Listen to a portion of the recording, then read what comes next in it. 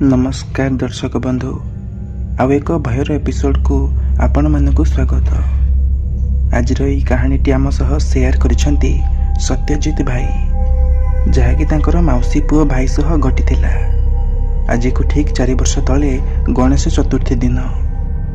तेणु सर्वप्रथमे सत्यजित भाई को एक धन्यवाद देई चलंतु संपूर्ण कहानीटी शुणिबा तांकरी दृष्टिकोणरू। एई कहानी गोटे छोट गाँवर, ଯେଉଁଠାରେ ସମୟ ସହ ପୁରୁଣା ଘଟଣାବଳୀ ତଥା କାହାଣୀ ସବୁ ଫିକା ପଡ଼ି ଯାଇଥାଏ।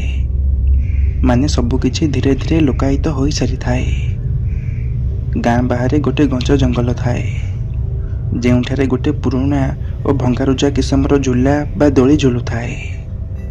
ଲୋକମାନେ କୁହନ୍ତି କି ସେ ଦୋଳିରେ କାହାର ଆତ୍ମା ବାସ କରୁଛି, କିନ୍ତୁ କେହି ତାକୁ ସତ ବୋଲି ମାନନ୍ତି ନାହିଁ। ଏମିତି ଗୋଟିଏ ଦିନର କଥା। ସେ ଗାଁକୁ ଗୋଟିଏ ପରିବାର ରହିବାକୁ ଆସନ୍ତି, ଯାହାକି ସତ୍ୟଜିତ ଭାଇଙ୍କର ମାଉସୀ ଘର ଥାଏ। ସେ ପରିବାରରେ ଗୋଟିଏ ଛୋଟ ଛୁଆ ବି ଥାଏ, ଯାହାର ନାଁ ଗଣେଶ। ଆଉ ତାର ବୟସ ଏଇ ପାଖାପାଖି 13 ବର୍ଷ ଖଣ୍ଡେ ହେବ। ଗଣେଶକୁ ସେ ଗାଁ ବହୁତ ପସନ୍ଦ ଆସେ। ସେ ପ୍ରତ୍ୟେକ ଦିନ ଗାଁର ଛୋଟ ଛୋଟ ଛୁଆମାନଙ୍କ ସହ ମିଶି ଖେଳିବାକୁ ଯାଏ, ଆଉ ନୂଆ ନୂଆ ସାଙ୍ଗ ବି ବନାଏ। ଗୋଟେ ଦିନ ଗଣେଶ ସେ ଗାଁର ଛୁଆମାନଙ୍କ ଠାରୁ ସେ ଜଙ୍ଗଲ ଓ ସେ ଦୋଳି ସମ୍ବନ୍ଧରେ ଶୁଣିବାକୁ ପାଏ। ପିଲାମାନେ ଗଣେଶକୁ କୁହନ୍ତି କି ଗାଁରେ କେହି ବି ଲୋକ ସେ ଦୋଳି ପାଖକୁ ଯାଆନ୍ତିନି, ତୁ ବି ଯିବୁନି, ନହେଲେ ତତେ ବି ଭୂତ ନେଇଯିବ। ମୋ ବାବା କୁହନ୍ତି କି ସେଠାରେ କୁଆଡ଼େ ଗୋଟେ ଭୂତ ରହୁଛି। ଗଣେଶ ଏହା ଶୁଣି ଟିକେ ହସିଦିଏ, ଆଉ ହସି କରି କୁହେ, ଆରେ ଇଏ ବାସ୍ ଗୋଟେ କାହାଣୀ, ଭୂତ ପ୍ରେତ ସେମିତି କେହି ବି ନାହାନ୍ତି।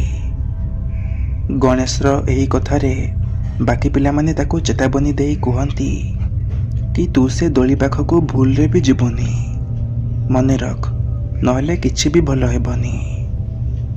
କିନ୍ତୁ ଗଣେଶ ଗୋଟେ ଜିଦ୍ ସ୍ୱଭାବର ପିଲା ଥାଏ। ଯେଉଁଟାକୁ ମନା କରାଯାଇଥାଏ ସେ ସେଇଟାକୁ ହିଁ କରେ। ରାତି ସମୟରେ ଗଣେଶ ଚିନ୍ତା କରେ କି ଆଜି ସେ ସେଇ ଦୋଳି ପାଖକୁ ଯିବ ଆଉ ଦେଖିବ କ'ଣ ଅଛି ସେଇ ଦୋଳି ପାଖରେ। ତେଣୁ ଗଣେଶ ସେଇ ରାତି ସମୟକୁ ଅପେକ୍ଷା କରେ। ଆଉ ସମସ୍ତେ ଶୋଇ ସାରିବା ପରେ ଚୁପ୍ ସେ ଘରୁ ଉଠି ବାହାରକୁ ଚାଲି ଆସେ, ଆଉ ସେ ଜଙ୍ଗଲ ଆଡ଼କୁ ବଢ଼ିବାକୁ ଲାଗେ। ଘନ ଅନ୍ଧାର ରାତି, ସୁଲୁସୁଲିଆ ଥଣ୍ଡା ପବନ ଓ ତା ସାଙ୍ଗକୁ ଜଙ୍ଗଲର ନୀରବତା ମାନ ସମ୍ପୂର୍ଣ୍ଣ ପରିବେଶକୁ ଆହୁରି ଅଧିକ ଭୟାନକ ବନେଇ ଦେଉଥାଏ। କିନ୍ତୁ ଗଣେଶ ସେସବୁକୁ ଖାତିରି ନ କରି ନାକ ସିଧାରେ ଆଗକୁ ବଢ଼ିବାକୁ ଲାଗିଥାଏ। ସେତେବେଳକୁ ରାତି ପାଖାପାଖି ପ୍ରାୟ 11:30 ଖଣ୍ଡେ ହୋଇଥିବ। କିଛି ଦୂର ସେ ଜଙ୍ଗଲ ଭିତରେ ଆଗକୁ ଯିବା ପରେ ତାକୁ ଦୂର ଜଙ୍ଗଲର ଗଛରେ ଗୋଟେ ଦୋଳି ଝୁଲୁଥିବାର ନଜର ଆସେ, ଯାହାର କେଁକଟମଟ ଭଙ୍ଗା ଆବାଜ ପବନର ଗତି ସହ ଜଙ୍ଗଲରୁ ଭାସି ଆସୁଥାଏ। ଗଣେଶର ଉତ୍ସୁକତା ଆହୁରି ବଢ଼ିଯାଏ। ତ ସେ ଚିନ୍ତା କରେ କିଛି ସମୟ ସେ ଦୋଳିରେ ଝୁଲି ପୁଣି ଘରକୁ ଚାଲି ଆସିବ। କିନ୍ତୁ ଯେତେବେଳେ ସେ ସେଇ ଦୋଳି ପାଖରେ ପହଞ୍ଚେ ତ ସେ ଅନୁଭବ କରେ କି ସେ ଦୋଳି ଆପେ ଆପେ ଝୁଲୁଛି, ଯେତେବେଳେ କି ତାର ଆଖପାଖରେ ପବନର କୌଣସି ପ୍ରଭାବ ନଥାଏ। ଗଣେଶ ସେ ଦୋଳିକୁ ହାତରେ ଧରେ ଆଉ ତାକୁ ଅଟକାଇବା ପାଇଁ ଚେଷ୍ଟା କରେ, କିନ୍ତୁ ସେ ଦୋଳି ଆହୁରି ଅଧିକ ସ୍ପିଡ୍ ହୋଇଯାଏ। ଆଉ ତା ସହ ତା କାନକୁ କାହାର ହସିବାର ଆବାଜ ବି ଶୁଣାଯାଏ। ଗଣେଶ ଟିକେ ଚମକି ପଡ଼େ, ଆଉ ସେ ଦୋଳିରୁ ହାତ ଛାଡ଼ିଦିଏ ଓ ତା ଚାରିପାଖରେ ଟିକେ ନଜର ବୁଲାଇ ଚାହେଁ। କିନ୍ତୁ ତା ଚାରିପାଖରେ କେବଳ ତାକୁ ଛାଡ଼ିଦେଲେ ଆଉ ସେମିତି କେହି ବି ନଥାନ୍ତି। ଥାଏ ତ ଖାଲି ଚାରିପାଖରେ କେବଳ ସୁନସାନ ଜଙ୍ଗଲ। ଏହା ଦେଖି ଗଣେଶ ଭାବେ ବୋଧେ ଏହା ତା ମନର ଭ୍ରମ ହୋଇଥିବ। କିନ୍ତୁ ସେତେବେଳେ ଅଚାନକ ସେ ଦୋଳି ଆପେ ଆପେ ଅଟକିଯାଏ, ଆଉ ସେଥିରୁ ଶବ୍ଦ ବାହାରିବା ବି ବନ୍ଦ ହୋଇଯାଏ। ଗଣେଶ ପୁରା ଆଶ୍ଚର୍ଯ୍ୟ ହୋଇଯାଏ, ଆଉ ସେ ଦୋଳି ପାଖରୁ 2 ପାଦ ପଛକୁ ଘୁଞ୍ଚି ଆସେ। ସେତେବେଳେ ତା ପାଖ ଦେଇ ଏକ ଥଣ୍ଡା ପବନ ବହିବାକୁ ଲାଗେ, ଆଉ ସେ ଦୋଳି ପାଖରେ ଥିବା ଏକ ଗଛ ଭିତରୁ ଗୋଟେ ହାଲକା ହାଲକା ଧଳା ରଶ୍ମି ବାହାରିବାକୁ ଲାଗେ। ଗଣେଶ ସେତେବେଳକୁ ବୁଝି ସାରିଥାଏ ଏଠି ନିଶ୍ଚୟ କିଛି ତ ଗୋଟେ ସମସ୍ୟା ଅଛି। ସେତେବେଳେ ତାକୁ ସେ ଦୋଳି ଉପରେ କେହି ଜଣେ ବସିଥିବାର ନଜର ଆସେ, ଯାହାକି ଧୀରେ ଧୀରେ ସ୍ପଷ୍ଟ ରୂପ ଆଣିବାରେ ଲାଗିଥାଏ। ଆଉ ଶେଷରେ ତାହା ଏକ ସ୍ତ୍ରୀ ଲୋକରେ ବଦଳିଯାଏ, ଯିଏକି ଧଳା ରଙ୍ଗର ପୋଷାକ ଓ ମୁକୁଳା କେଶ କରି ସେ ଦୋଳି ଉପରେ ବସିଥାଏ। ତା ଆଖି ଏକଦମ ରକ୍ତ ପିଣ୍ଡୁଳା ପରି ଲାଲ ଦେଖାଯାଉଥାଏ, ଯେଉଁଥିରେ ଏକ ପ୍ରତିଶୋଧ ଓ କ୍ରୋଧର ନିଆଁ ସ୍ପଷ୍ଟ ଭାବରେ ନଜର ଆସୁଥାଏ। ଏହା ଦେଖି ଗଣେଶର ହାର୍ଟ ଖୁବ୍ ଜୋରରେ ଧକ୍ ଧକ୍ ହେବାକୁ ଲାଗେ, ଆଉ ସେ ଭୟରେ ଗୋଟା ପାଣି ଧରିବାକୁ ଲାଗେ। ସେତେବେଳେ ସେ ସ୍ତ୍ରୀ ଲୋକ ଦୋଳିରୁ ତଳକୁ ଓହ୍ଲାଏ ଓ ଗଣେଶ ଆଡ଼କୁ ବଢ଼ିବାକୁ ଲାଗେ। ଗଣେଶ ସେମିତି ସେ ଜାଗାରେ ଛିଡ଼ା ହୋଇଥାଏ, ଗୋଟେ ଇଞ୍ଚ ବି ସେଠାରୁ ହଲଚଲ ହୋଇପାରୁନଥାଏ, କାରଣ ସେତେବେଳକୁ ତାର ସମ୍ପୂର୍ଣ୍ଣ ଶରୀର ଯେମିତି ଜଡ଼ ପାଲଟି ଯାଇଥାଏ। ତେଣୁ ସେ ଚାହିଁଲେ ବି ସେଠୁ ଦୌଡ଼ି ପାରୁନଥାଏ। ସେ ସ୍ତ୍ରୀ ଲୋକ ଗଣେଶ ପାଖକୁ ଆସେ ଆଉ ତାକୁ ପଚାରେ, କ'ଣ ପାଇଁ ଆସିଛୁ ଏଠିକି? କ'ଣ ତତେ ଜଣା ନାହିଁ ଏ ଦୋଳି କେବଳ ମୋର ବୋଲି? ଗଣେଶ ଥର ଥର କଣ୍ଠରେ ସେ ସ୍ତ୍ରୀ ଲୋକକୁ କହେ, ମୋତେ କ୍ଷମା କରିଦିଅ, ମୋତେ ଏ ବିଷୟରେ ସତରେ ଜଣା ନଥିଲା, ଦୟାକରି ମୋତେ ଯିବାକୁ ଦିଅ। ଗଣେଶର ଏ କଥାରେ ସେ ସ୍ତ୍ରୀ ଲୋକ ଖୁବ୍ ଜୋରରେ ହସିବାକୁ ଲାଗେ, ଆଉ ଗୋଟେ ଭୟାନକ ହସ ସହ ଗଣେଶକୁ କୁହେ, ଏବେ ତୁ କେବେ ବି ଏଠୁ ଫେରି ପାରିବୁନି। ଏହା ଶୁଣି ଗଣେଶର ହାଲ ତ ପୁରା ବେହାଲ ହେଇଯାଏ, ତ ସେ ତାର ପୁରା ଜୋର ଲଗାଇ ସେଠୁ ଚାଲି ଆସିବା ପାଇଁ ଚେଷ୍ଟା କରେ, କିନ୍ତୁ ତା ପାଦମାନ ଯେମିତି ସେଇଠି ଅଟକି ଯାଇଥାଏ। ସେତେବେଳେ ଅଚାନକ ଗାଁର ମନ୍ଦିର ଭିତରେ ଘଣ୍ଟି ବାଜିବାକୁ ଲାଗେ, ଆଉ ଏକ ତୀକ୍ଷ୍ଣ ତିର୍ଯ୍ୟକ ରଶ୍ମି ସେ ସ୍ତ୍ରୀ ଲୋକ ଉପରେ ଆସି ପଡ଼େ। ରଶ୍ମି ପଡ଼ିବା କ୍ଷଣି ସେ ସ୍ତ୍ରୀ ଲୋକ ଏକ ଚିତ୍କାର କରି ସେଠୁ କୁଆଡ଼େ ଗାୟବ ହୋଇଯାଏ।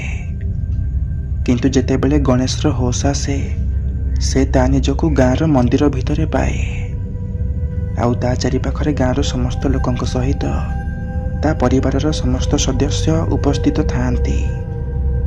ସେତେବେଳେ ସମସ୍ତେ କୁହନ୍ତି କି ଗଣେଶ ସେମାନଙ୍କୁ ଜଙ୍ଗଲ ଭିତରେ ବେହୋସ ପଡ଼ିଥିବାରେ ମିଳିଥିଲା।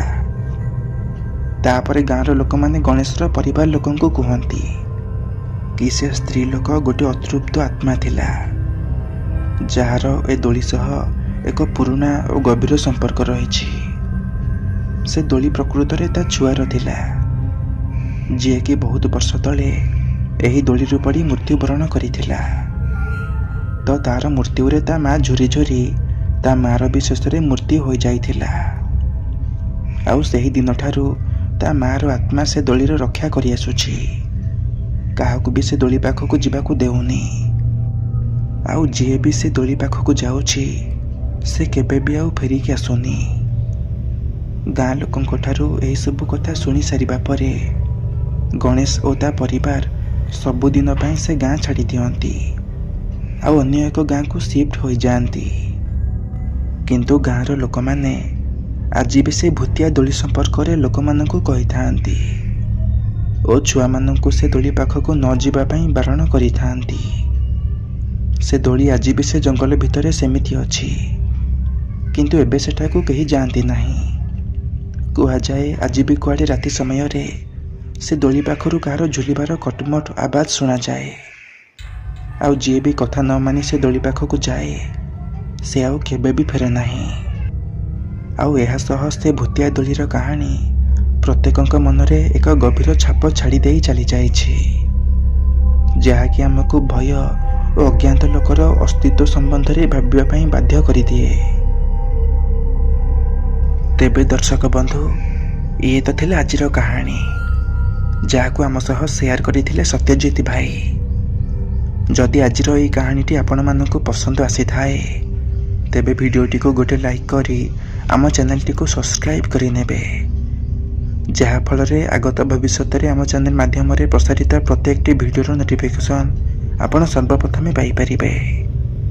ଆଉ ଆପଣଙ୍କ ପାଖରେ ବି ଯଦି ଏହିପରି କିଛି ଇଣ୍ଟରେଷ୍ଟିଂ ଷ୍ଟୋରି ଥାଏ, ତେବେ ଆପଣ ଆମ ସହ ସେୟାର ମଧ୍ୟ କରିପାରିବେ। ସ୍କ୍ରିନରେ ଆମ ହ୍ୱାଟ୍ସଆପ୍ ନମ୍ବର ଦିଆଯାଇଛି। ତେବେ ଆଜି ପାଇଁ ବିଦାୟ ଦିଅନ୍ତୁ। ପୁଣି ଦେଖା ହେବ ଆଉ ଏକ ଭୟର ଏପିସୋଡ଼ରେ ଏମିତି ଆଉ ଏକ ଭୟଙ୍କର କାହାଣୀ ସହ। ଭିଡ଼ିଓକୁ ଶେଷ ପର୍ଯ୍ୟନ୍ତ ଦେଖିଥିବାରୁ ଧନ୍ୟବାଦ।